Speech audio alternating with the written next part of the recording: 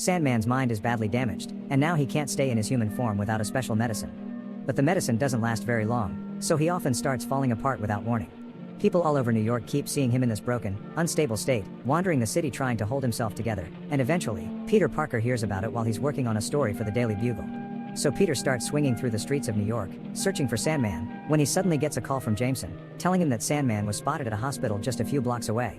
Peter heads there right away and meets Jameson in an alley near the hospital, and while Peter changes out of his Spider-Man suit and into regular clothes, Jameson insists that he bring Sandman in, no matter how sick he might be.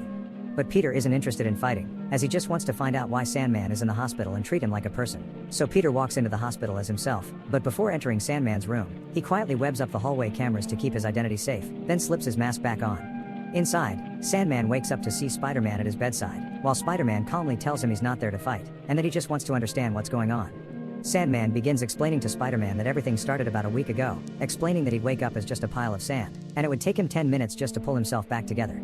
He went to see doctors, both regular and even some villainous ones, but none of them could figure out what was wrong. However, the only thing they all agreed on was that his condition was getting worse, and he could die at any moment. Hearing this, Spider-Man starts thinking of ways to help, maybe calling in brilliant minds like Tony Stark or Hank McCoy. But Sandman shakes his head, saying he doesn't believe there's anything that can save him now, and he nearly breaks down in tears.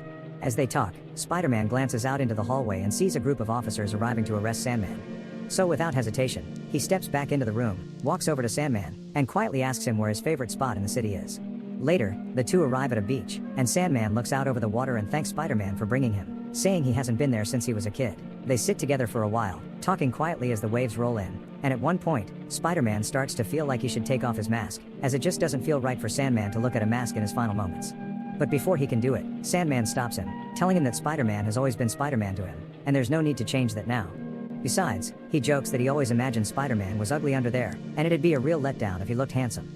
This causes both of them to laugh, and after a few minutes, Spider-Man gently states that he still wants to try, telling Sandman he knows smart people who might still be able to help. But Sandman just smiles softly and shakes his head, thanking Spider-Man for caring, but says it is too late. And then quietly, he begins to break apart, as his body turning to grains of sand, thanking Spider-Man one final time for staying with him to the end, and for treating him like a person.